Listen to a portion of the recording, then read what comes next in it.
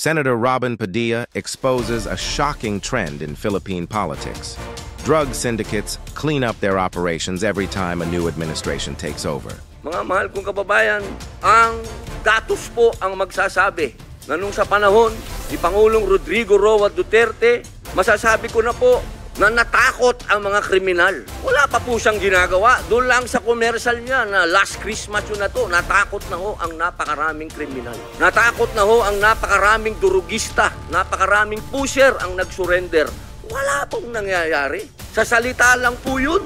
Mga mahal kong kababayan, kung sisisi natin lahat ang mga namatay sa administrasyon ni Rodrigo Roa Duterte, abay nagkakamali po tayo. Alamin po natin kung ano ang drug underworld, kung ano ang mga drug syndicates. Ako na po ang nagsasabi sa inyo, regular na po ito tuwing magpapalit ang administrasyon, naglilinis ang mga sindikato. Magkakaroon talaga ng maraming mamamatay dahil naglilinis para pagpasok ng bagong administrasyon. Yung kanilang mga alagang, mga kriminal, mga alagang, mga pusher, mga tapos na.